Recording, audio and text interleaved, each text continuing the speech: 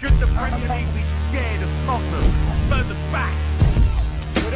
Oh, spectacular! Over comes the corner.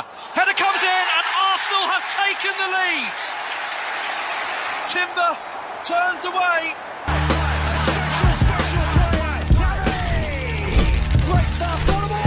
And shoots! They score a goal!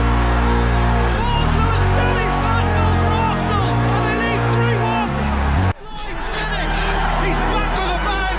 His 50th Premier League goal!